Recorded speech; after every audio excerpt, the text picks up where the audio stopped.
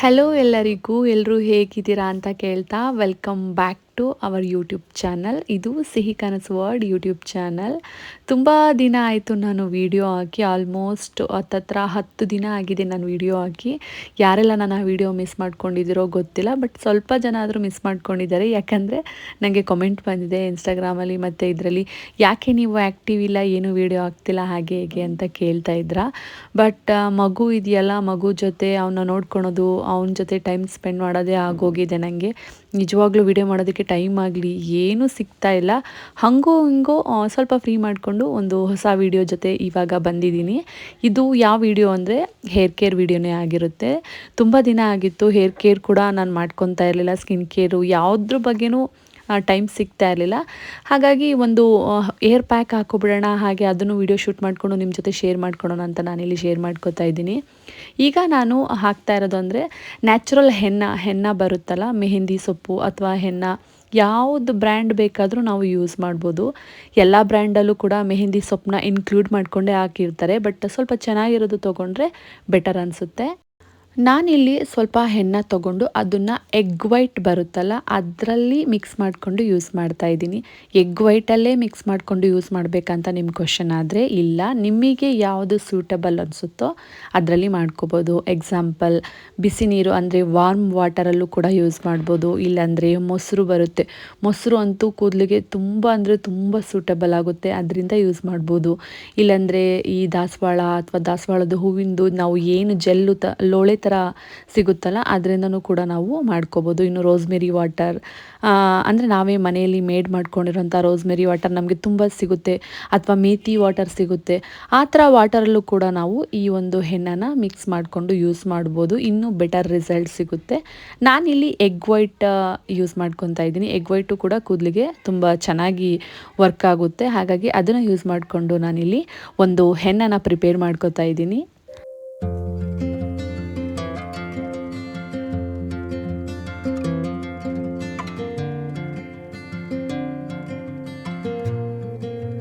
ನಾವು ಈ ಹೆನ್ನ ಪ್ರಿಪೇರ್ ಮಾಡ್ಕೋಬೇಕಾದ್ರೆ ಚೆನ್ನಾಗಿ ಕಲಿಸ್ಕೋಬೇಕಾಗುತ್ತೆ. ಸ್ಪೂನಿಂದ ಅಂತೂ ಕಲಿಸ್ಕೊಳೋದಕ್ಕಾಗಲ್ಲ. ನಾನಿಲ್ಲಿ ಸ್ವಲ್ಪ ಸ್ಪೂನಿಂದ ಕಲಿಸ್ಕೊಂಡು ಆಮೇಲೆ ಕೈಯಿಂದನೇ ಸ್ವಲ್ಪ ಕಲಿಸ್ಕೊಂಡೆ. ಯಾಕಂದರೆ ಅದು ನೀಟಾಗಿ ಒಂದು ತಿಕ್ ಪೇಸ್ಟಾಗಿ ಕನ್ವರ್ಟ್ ಆಗಬೇಕು ಅಂದರೆ ಅದು ಕೈಯಲ್ಲಿ ಸ್ವಲ್ಪ ಸ್ವಲ್ಪ ಗಂಟಾಗುತ್ತಲ್ಲ, ಹಾಗಾಗಿ ಅದನ್ನೆಲ್ಲ ನಾವು ನೀಟಾಗಿ ಬ್ಲೆಂಡ್ ಮಾಡಬೇಕು, ಅಥವಾ ನೈಸ್ ಥರ ಬರಬೇಕು ಅಂದರೆ ಸ್ವಲ್ಪ ಕೈ ಯೂಸ್ ಮಾಡಲೇಬೇಕು ನಾವಿಲ್ಲಿ. ಆ್ಯಂಡ್ ನಾನಿಲ್ಲಿ ಸ್ವಲ್ಪ ಎಗ್ ವೈಟ್ ಯೂಸ್ ಮಾಡಿರೋದ್ರಿಂದ ಕಲಿಸೋದಕ್ಕೆ ತುಂಬ ಕಷ್ಟ ಆಗ್ತಿದೆ, ಹಾಗಾಗಿ ಕೈಯಿಂದನೇ ಕಲಿಸ್ಕೊಂಡಿದ್ದೀನಿ.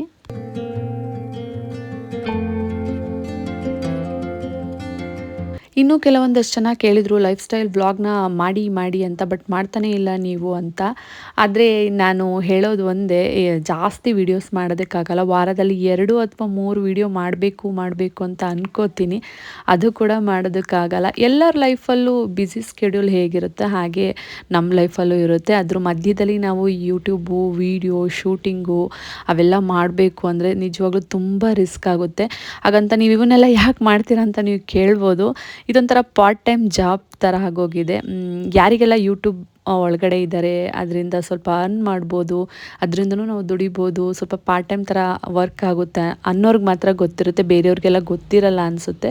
ಜಸ್ಟ್ ಇದು ವಿಡಿಯೋ ನೋಡೋದಕ್ಕೆ ಯೂಸ್ ಮಾಡ್ತೀವಿ, ಇದರಿಂದ ಇನ್ಫಾರ್ಮೇಷನ್ ಗೊತ್ತಾಗುತ್ತೆ ಅಂತ. ಬಟ್ ನಾವು ವಿಡಿಯೋ ಮಾಡ್ಬೋದು, ನಾವು ಪೋಸ್ಟ್ ಮಾಡ್ಬೋದು, ನಾವು ಅರ್ನ್ ಮಾಡ್ಬೋದು ಅಂತ ಎಷ್ಟೋ ಜನಕ್ಕೆ ಗೊತ್ತಿಲ್ಲ. ಇದು ಒಂದು ಉದ್ಯೋಗನೇ, ಇದೊಂದು ಪ್ಲ್ಯಾಟ್ಫಾರ್ಮು. ಯೂಸ್ ಮಾಡೋರು ಇದ್ದರೆ ಆರಾಮಾಗಿ ಯೂಸ್ ಮಾಡ್ಬೋದು. ನಾನಿಲ್ಲಿ ನೀಟಾಗಿ ಕಲಿಸ್ಕೊಂಡು ಪೋರ್ಷನ್ಸ್ ಮಾಡಿಕೊಂಡು ಹಚ್ಕೋತಾ ಇದ್ದೀನಿ. ಯಾಕಂದರೆ ಸ್ವಲ್ಪ ಗಟ್ಟಿಯಾಗಿ ಕಲಿಸ್ಕೊಂಡಿರೋದ್ರಿಂದ ನಾನು ಪೋರ್ಷನ್ಸ್ ಮಾಡಿನೇ ಹಚ್ಕೋಬೇಕು. ಹಾಗೆ ಕೂದಲಿಗೆ ಬೆರಳುಗಳಿಂದ ತೊಗೊಂಡು ಹಚ್ತೀನಿ ಅಂದರೆ ಬರೀ ಕೂದಲಿಗೆ ಹೋಗುತ್ತೆ ಎಣ್ಣೆ, ಅವ್ರದ್ದು ಸ್ಕ್ಲ್ಯಾಲ್ಪಿಗೆ ಹೋಗಲ್ಲ. ಜಸ್ಟ್ ನಾನು ಸ್ಕ್ಲ್ಯಾಲ್ಪಿಗೆ ಮಾತ್ರ ಹಚ್ತಾ ಇದ್ದೀನಿ, ಕೂದಲಿಗೆಲ್ಲ ಹಚ್ತಾ ಇಲ್ಲ.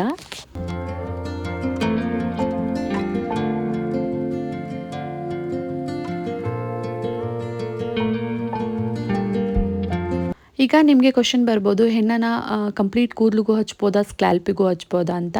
ಯಾರಿಗೆಲ್ಲ ಕಲರ್ಸ್ ಅಂದರೆ ಸ್ವಲ್ಪ ಕಲರ್ ಬೇಕು, ಒಂದು ಸ್ವಲ್ಪ ಬಿಸಿಲಿಗೆ ಹೋದರೆ ಅಥವಾ ಏನಾದರೂ ಲೈಟ್ ಬೆಳಕಿಗೆ ಹೋದರೆ ಸ್ವಲ್ಪ ಮರೂನ್ ಕಲರ್ ಥರ ಕಲರ್ ಬೇಕು ಅಂದರೆ ಇಡೀ ಕೂದಲಿಗೆಲ್ಲ ಹಚ್ಬೋದು. ಇಲ್ಲ ನಮಗೆ ಕಲರೆಲ್ಲ ಬೇಡ, ಜಸ್ಟ್ ನಮಗೆ ಸ್ಕ್ಲ್ಯಾಲ್ಪಿಗೆ ಹಚ್ಚಿದ್ರೆ ಹೇರ್ ಗ್ರೋತ್ ಪ್ರಮೋಟ್ ಮಾಡಿದ್ರೆ, ಏನಾದರೂ ಸ್ಕ್ಲ್ಯಾಲ್ಪಲ್ಲಿರೋ ಒಂಥರ ಡ್ಯಾಂಡ್ರಫು, ಫಂಗಸ್ಸು, ಇಚ್ಚಿನೆಸ್ನೆಲ್ಲ ಕ್ಲಿಯರ್ ಮಾಡ್ಕೋಬೇಕು ಅಂದರೆ ಜಸ್ಟ್ ಸ್ಕ್ಲ್ಯಾಲ್ಪಿಗೆ ಹಚ್ಚಿದ್ರೆ ಸಾಕು. ನಾನಿಲ್ಲಿ ಸ್ಕ್ಯಾಲ್ಪಿಗೆ ಹಚ್ತಾ ಇದ್ದೀನಿ. ಆ್ಯಂಡ್ ಇದು ಕಲರ್ ಆಗುತ್ತಾ ಅಂತ ಕೇಳಿದರೆ, ನಾವು ಹೆನ್ನನ್ನು ಚೂಸ್ ಮಾಡಬೇಕಾದ್ರೆ ನೋಡ್ಕೋಬೇಕು, ಅದು ಕಲರ್ ಇದೆಯಾ, ಎಷ್ಟು ಕಲರ್ ಇದೆ, ಕಲರ್ ಆಗುತ್ತಾ ಇಲ್ವಾ, ಬರೀ ನಾರ್ಮಲ್ ಸೊಪ್ಪು ಅಥವಾ ಏನಾದರೂ ಕಲರ್ ಇಂಗ್ರೀಡಿಯೆಂಟ್ ಆ್ಯಡ್ ಮಾಡಿದಾರೆ ಅಂತ ನೋಡ್ಕೋಬೇಕು. ನಾನು ಹಚ್ತಾ ಇರೋದಿಲ್ಲಿ ಜಾಸ್ತಿ ಕಲರ್ ಏನಾಗಲ್ಲ, ಸ್ವಲ್ಪ ಕೈಯಲ್ಲಿ ಕಲಿಸ್ಬೇಕಾದ್ರೆ ಕಲರ್ ಆಗುತ್ತೆ ಅಷ್ಟೇ. ಅದನ್ನು ಬಿಟ್ಟು ಅಷ್ಟಾಗಿ ಏನೂ ಕಲರ್ ಆಗೋದಿಲ್ಲ. ನಾವು ಬೈ ಮಾಡಬೇಕಾದ್ರೆ ನೋಡ್ಕೊಂಡು ಬೈ ಮಾಡಬೇಕು.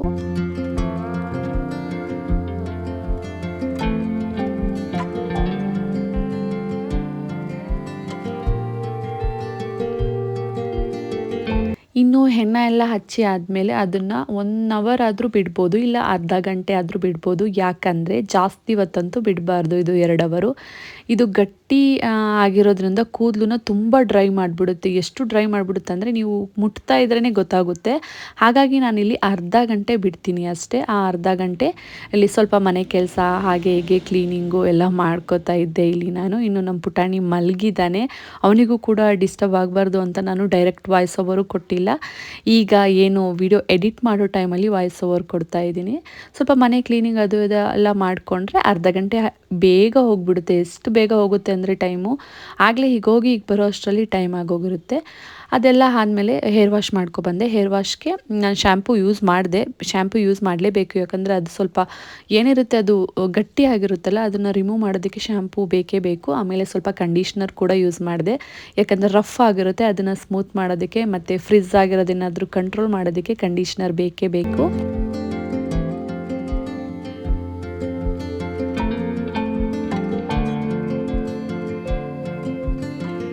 ನೆಕ್ಸ್ಟು ಕೂದಲನ್ನೆಲ್ಲ ಕಟ್ಟಿ ಸ್ವಲ್ಪ ಡ್ರೈ ಆಗೋದಕ್ಕೆ ಬಿಟ್ಟೆ. ಅಂದರೆ ಸ್ವಲ್ಪ ಹಾಗೆ ಡ್ರೈ ಮಾಡ್ಕೊಳ್ಳೋಣ ಅಂತ ಬಿಟ್ಟೆ, ಬಟ್ ಅಷ್ಟು ನನ್ನ ಕೂದಲು ಬೇಗ ಒಣಗಲ್ಲ, ಬಿಸಿಲಿದ್ರೆ ಒಣಗುತ್ತೆ. ನೆಕ್ಸ್ಟು ಫ್ಯಾನ್ ಗಾಳಿಯಿಂದನೇ ಸ್ವಲ್ಪ ಕೂದಲನ್ನ ಡ್ರೈ ಮಾಡಿಕೊಂಡೆ. ಸ್ವಲ್ಪ ಒಂದು 90% ಕೂದಲೆಲ್ಲ ಡ್ರೈ ಆದಮೇಲೆ ಹೇರ್ ಸೆರಮ್ನ ಅಪ್ಲೈ ಮಾಡಿದೆ. ಇನ್ನು ಸ್ಕಿನ್ ಕೇರ್ ನಾನೇನು ಮಾಡ್ಕೊಂಡಿಲ್ಲ, ಜಸ್ಟ್ ಒಂದು ಮಾಯ್ಶ್ಚರೈಸರು, ಸ್ವಲ್ಪ ಫೇಸ್ ಕ್ರೀಮ್ ಹಚ್ಕೊಂಡು ಒಂದು ಸ್ವಲ್ಪ ಲಿಫ್ಟಿಕ್ ಹಾಕ್ಕೊಂಡೆ ಅಷ್ಟೇ, ಬೇರೆ ಏನೂ ಮಾಡ್ಕೊಂಡಿಲ್ಲ. ನೆಕ್ಸ್ಟು ಎಲ್ಲ ಕೂದಲೆಲ್ಲ ಡ್ರೈ ಆದಮೇಲೆ ಹೇರ್ ಸೆರಮ್ ಹಾಕಿದ್ನಲ್ಲ, ಈ ಥರ ವುಡನ್ ಕೂಮಿಂದ ನಾನಿಲ್ಲಿ ಕಾಂಬ್ ಮಾಡ್ಕೊತಾ ಇದ್ದೀನಿ. ಸ್ವಲ್ಪ ಸಿಕ್ಕು ಬೇಗ ಬಿಡುತ್ತೆ, ಹೇರ್ ಫಾಲ್ ಕೂಡ ಕಂಟ್ರೋಲ್ ಆಗುತ್ತೆ, ಬ್ಲಡ್ ಸರ್ಕ್ಯುಲೇಷನು ಇಂಪ್ರೂವ್ ಆಗುತ್ತೆ. ಈ ವುಡನ್ ಕೂಮ್ದು ನಾನು ಇನ್ಫಾರ್ಮೇಷನು ನೆಕ್ಸ್ಟ್ ವ್ಲಾಗಲ್ಲಿ ತಿಳಿಸೋದಕ್ಕೆ ಟ್ರೈ ಮಾಡ್ತೀನಿ. ಆ್ಯಂಡ್ ಅದು ಎಷ್ಟು ಚೀಪ್ ಆ್ಯಂಡ್ ಬೆಸ್ಟಾಗಿ ಸಿಗುತ್ತೆ ಅಂದರೆ, ಆನ್ಲೈನಲ್ಲಿ ಇವಾಗೆಲ್ಲ ಕೈಗೆಟ್ಕೋ ದರದಲ್ಲೇ ಸಿಗ್ತಾ ಇದೆ. ನಾವು ಶಾಪಲ್ಲಿ ಹೋಗಿ ತೊಗೋತೀವಿ ಅಂದರೆ ಹುಡುಕಬೇಕಾಗುತ್ತೆ, ಮತ್ತು ಪ್ರೈಸೆಲ್ಲ ಜಾಸ್ತಿ ಹೇಳ್ತಾರೆ. ಅದೆಲ್ಲ ಆದಮೇಲೆ ನನ್ನ ಅಭ್ಯಾಸ ಏನು ಅಂದರೆ, ನಾನು ಜಡೆನ ಎಳೆದು ಬಿಟ್ಬಿಡ್ತೀನಿ. ನನಗೆ ಕೂದಲು ಹಾಗೆ ಬಿಟ್ಟರೆ ಆಗೋದಿಲ್ಲ. ಏನಾದರೂ ಫಂಕ್ಷನ್ಸು ಈವೆಂಟ್ಸು ಇದ್ದರೆ ಮಾತ್ರ ನಾನು ಕೂದಲು ಬಿಡ್ತೀನಿ. ಅದು ಕೂಡ ಸ್ವಲ್ಪ ಹೊತ್ತು ಬಿಟ್ಟು ಮತ್ತೆ ಕಟ್ಬಿಡ್ತೀನಿ, ಯಾಕಂದರೆ ನನಗೆ ಜಾಸ್ತಿ ಬಿಡೋದಕ್ಕಾಗಲ್ಲ, ಹಂಗೆ ಮೇಂಟೈನ್ ಮಾಡೋದಕ್ಕೂ ಕಷ್ಟ.